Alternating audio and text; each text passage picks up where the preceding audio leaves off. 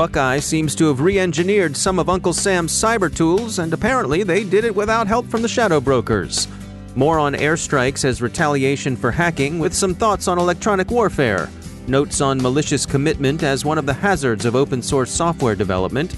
How big is the dark web? Big enough, but maybe not as big as everyone thinks. And beware of bogus Avengers Endgame sites.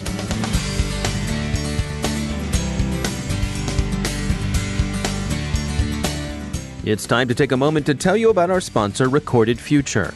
If you haven't already done so, take a look at Recorded Future's Cyber Daily. We look at it, the CyberWire staff subscribes and consults it daily.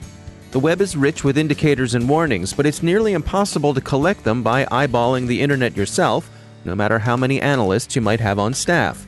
And we're betting that however many you haven't got enough. Recorded Future does the hard work for you by automatically collecting and organizing the entire web to identify new vulnerabilities and emerging threat indicators. Sign up for the Cyber Daily email to get the top trending technical indicators crossing the web, cyber news, targeted industries, threat actors, exploited vulnerabilities, malware, suspicious IP addresses, and much more. Subscribe today and stay ahead of the cyber attacks. Go to recordedfuture.com/cyberwire to subscribe for free threat intelligence updates from Recorded Future. That's recordedfuture.com/cyberwire. And we thank Recorded Future for sponsoring our show.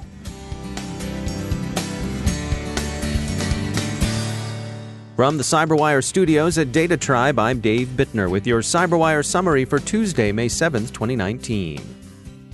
Researchers at security firm Symantec have concluded that the Buckeye Group has obtained Equation Group cyber attack tools and used them against a variety of targets, including several U.S. allies.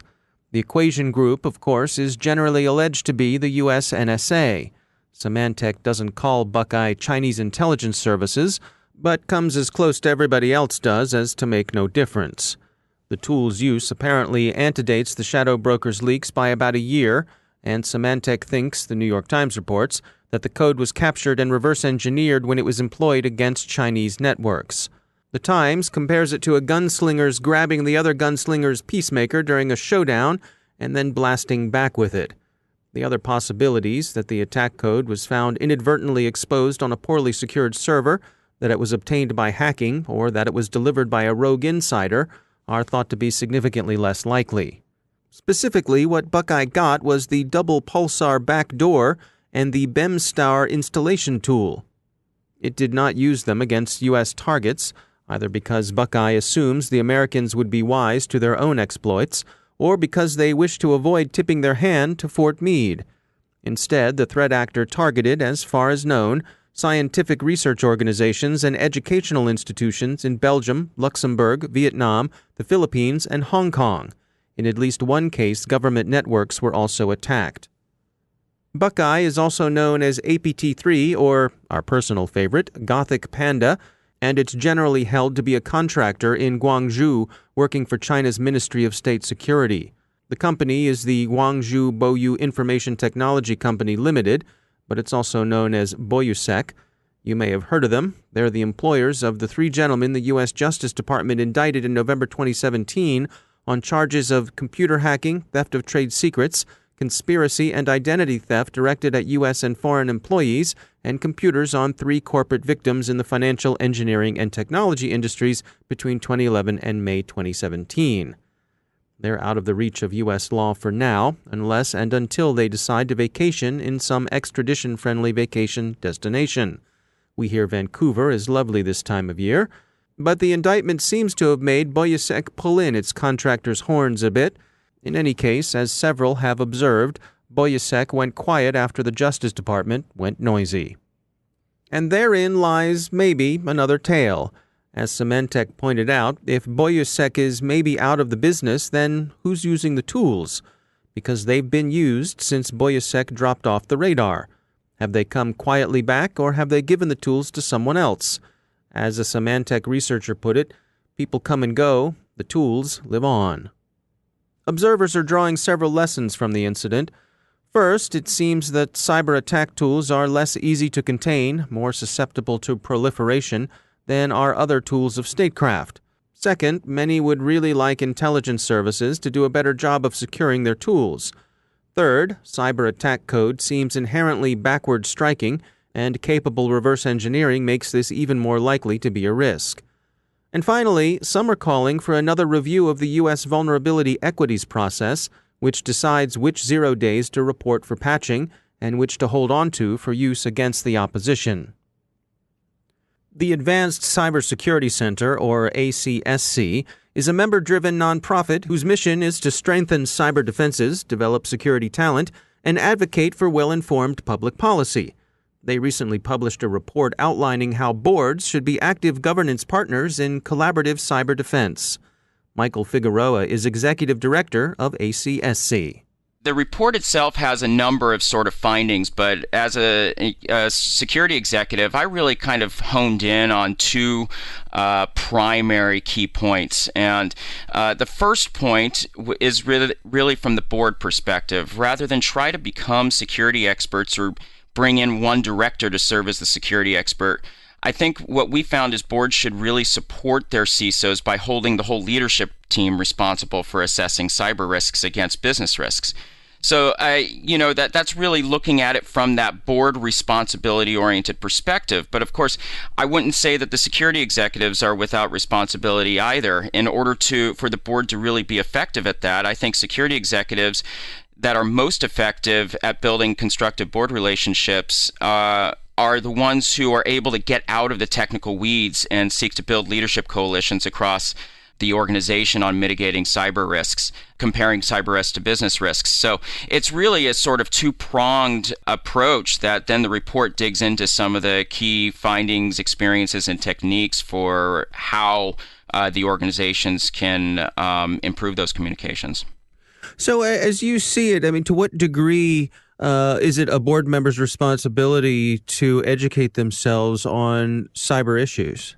You know, it's been a really, really long sort of conversation lately. I think that the security community will generally say that board members need to be more educated in security, but I would say that's, based on our findings, that's really not the right direction, because it's not the board's responsibility to dictate how the security program should be executed. It's really the board's responsibility to be able to help the organization and the leadership make strategic decisions based on their governance function. So to do that, I think it's a much easier path to go for the board to be able to leverage its understanding of business governance and require the leadership team to really partner with the security executives to understand how cyber risks affect their areas of business, so that the board can then make better strategic decisions without some idealistic overlay of what a security-informed board member should be. What we're finding CISOs are getting locked up in is they're reporting on metrics as they understand security, and then are forced to spend much of their limited time in front of the board trying to explain what those metrics mean. I think it would be much more effective, and what the report is sort of showing us is more effective, for the CISOs to align their measurements against the performance of the business and then engage in that board level conversation, so that then they can seek the resources that they need to really mitigate the business risks versus try and hone in on specific cyber risks. We're in a transition stage, what I've been seeing right now, where the older generation of CISOs, or let's say the more seasoned generation of CISOs, are CISOs who inherited their position at large enterprises, for example, because they've been at the enterprise for a long time and they're starting to retire out. That's opening up a new pool of CISOs to really start standing up into those larger enterprise-oriented positions. And what's happening there is that the first generation of CISOs were very, very business-oriented and sort of learned security through the process of the evolution of the organization, versus newer CISOs, that tend to be much more technically sound and technically oriented, but are much more comfortable in the technical side of security versus the business side of security. So those that are being most successful are the ones who are able to effectively translate their technical knowledge to a business-oriented audience versus those that want to dive into the weeds and support their teams but aren't able to really engage in building those partnerships at the business leadership levels. That's Michael Figueroa. He's the executive director of the Advanced Cybersecurity Center. The report is titled Leveraging Board Governance for Cybersecurity. You can find it on their website. Israel's airstrike against a Hamas cyber operations center continues to be seen by many as a radical shift in the nature of combat. The future is here, and it features hackers getting bombed, as Foreign Policy puts it. Wired's more nuanced discussion sees the novelty in the near real-time retaliation and its public avowal by the Israeli government. What the hackers were engaged in doing is unknown, not having been part of that public discussion. But consider that as cyber operations and electronic warfare converge, whether the Gaza strike might be more like hitting an enemy jammer than something altogether new under the sun. Not all retaliation, of course, is kinetic. Sometimes you jam the enemy emitter, and sometimes even a private company can do it. Facebook just did so this week, taking down 97 groups, pages, and accounts in an action against Russian coordinated inauthenticity deployed against Ukraine. Finding and stopping inauthenticity continues to seem like a better and easier bet than direct content moderation. And sometimes you'll even leave the emitter alone because it's doing the opposition more harm than good. Perhaps it's telling its people what you would prefer they heard. Sometimes it broadcasts nonsense, unintentionally darkening counsel with wayward folly. Sometimes it's a self-jamming platform, some colonel or master sergeant who just loves to send their voice and the thoughts that voice carries out across the ether to the exclusion of all other communication. And sometimes what you're collecting from a given emitter might just be more valuable than what the opposition's doing with it. We continue the CyberWire's coverage of the inaugural Global Cyber Innovation Summit in Baltimore last week. Among the discussions came a warning about the supply chain. It may be wise to assume hardware's compromised, and as for software, the industry as a whole hasn't come to grips with the implications of the very widespread use of open-source code. What of the problem of the malicious committer? Security industry leaders and venture capitalists closely engaged with them shared some thoughts. A great deal of this is open source, and increasingly producers of open source software have little or no relation to the software's consumers, with 80 to 90% of any given software product being written by unknown people with equally unknown skills, qualifications, and motivations. One of the panels said, "We now face the problem of the malicious committer." Sonatype executive Wayne Jackson warned, "Working your way into a project and introducing coding errors is pretty trivial." Recorded Future takes a demystifying look at the dark web. What is the dark web, you might ask? Recorded Future's simple definition is as good as any. It's any World Wide Web content that requires specific software, configurations, or authorization to access. The Tor network is a part of the dark web that many will be familiar with. What Recorded Future found is that there's a lot less to the dark web than the familiar iceberg metaphor would suggest. It's not that 90% of the internet is down there invisibly submerged in the dark web. In fact, it's just the opposite. About 90% of online stuff is up on top, visible to all. Alas, we might say, all too visible. In Recorded Future's infographic, there's plenty of room for the happy whale in their illustration to pass beneath the iceberg without so much as a loss of a barnacle. So there's bad stuff out there in the dark web, but only around 100 or so sites are doing bad things like hawking contraband. And finally, we fear this is another dog bites man story, but apparently it needs to be told again. Sites promising pirated downloads of movies, television programs, songs, and so forth are bad mojo. In fact, don't tell Thanos, but there's a sketchy Avengers Endgame site out there that promises downloads of the movie. It should be unnecessary to say this, but apparently it's not. The site is not an official Marvel one, and unsurprisingly, it's actually involved in credential harvesting. Giving up your credentials is like giving up the time stone to someone other than Doctor Strange or the Ancient One.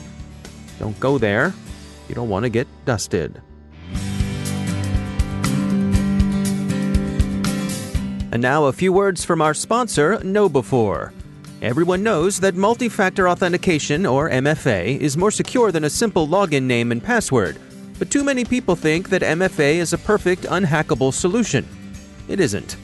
Learn from Roger Grimes, Dufour's data-driven defense evangelist, in an on-demand webinar where he'll explore 12 ways hackers can and do get around your favorite MFA solution. The webinar includes a hacking demo by Dufour's Chief Hacking Officer Kevin Mitnick and real-life successful examples of every attack type. It will end by telling you how to better defend your MFA solution so that you get maximum benefit and security. Go to knowbefore.com/MFA to watch the webinar. That's knowbe4.com/MFA.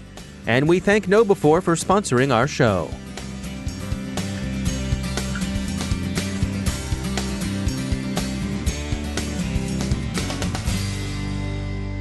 And I'm pleased to be joined once again by David Dufour. He's the Vice President of Engineering and Cybersecurity at Webroot. David, it's great to have you back. We wanted to talk today about HTTPS and some safety information you wanted to share about that. Yes. So always good to be here, David. Thank you for having me back. Let's talk a little bit about HTTP and HTTPS. And, I think most folks are familiar now that HTTP is basically an open connection and people can see network traffic and information going back and forth. And they've learned to look for that HTTPS, which means it's secure, and the little lock that says, hey, my connection is secure. And you feel good about that, right, David? Right. Sure. Well, there's some concerns here. One of them is that with HTTPS, many of the common techniques for monitoring where you're going on the internet to make sure you're not landing on malicious websites can't read that secure traffic, which makes sense. The reason you want an HTTPS connection is you don't want anyone seeing your traffic. But that same security is blocking a lot of the tools that exist today that would prevent you from going places you shouldn't go. So there's a concern there.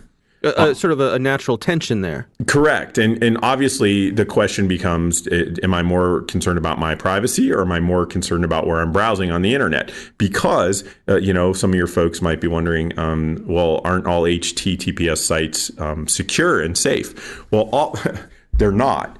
HTTPS, what it is doing is basically making sure the communication between your browser and the website on the other end is encrypted. It makes no determination if the website on the other end is a malicious website or not. It's just as easy for somebody setting up a malicious website to register and get a certificate to make that secure connection as it is for a legitimate business to do it. Now, you all have been tracking some examples of this. Wasn't there a recent phishing campaign involving some folks faking some Facebook logins? Yeah, so we do see a lot of, not just with Facebook, but you're absolutely right with Facebook, where people will set up these HTTPS sites. They look legitimate. They look like Facebook. They look secure because you have the lock, but you're actually not on a legitimate Facebook site or some other site, and it really makes it more difficult to make a determination because we've all been taught, look for the lock, make sure that the URL looks good, and you're in fact on a malicious site. Isn't some of that changing? Aren't some of the browser suppliers are going to be adjusting how some of those look on the page, trying to get away from that lock being a symbol of security? Well, they are starting to figure out how they can make that determination that isn't the only sense of security, but it's not going to be holistic or exactly definitive on how that's going to play out in the marketplace. So if you're using HTTPS, which you should be, we're not sitting here on this podcast today, David, saying you shouldn't use it. You've got to be aware of where you're going and just don't make the assumption that the site you're on is good. Yeah, don't let it give you a false sense of security. That's exactly right. And again, you should be looking at things that protect you at the network layer, not just on the endpoint, but things that are monitoring your DNS to make sure you're not being routed to malicious sites and make sure the certificates have good reputation, which all your folks are wondering, how do I do that? Again, that's looking at the lock and making sure it's green, but don't just trust it because your lock is green, you're good. Yeah, because those security certificates aren't so hard to get. Correct. All right. Well, David Dufour, thanks for joining us. Hey, it's been great being here, David. And that's the CyberWire. Thanks to all of our sponsors for making the CyberWire possible, especially our supporting sponsor, Observit, the leading insider threat management platform. Learn more at observit.com. The CyberWire podcast is proudly produced in Maryland out of the startup studios of Data Tribe, where they're co-building the next generation of cybersecurity teams and technology. Our CyberWire editor is John Petrick, social media editor Jennifer Iben, technical editor Chris Russell, our staff writer is Tim Nodar, executive editor Peter Kilpie, and I'm Dave Bittner. Thanks for listening.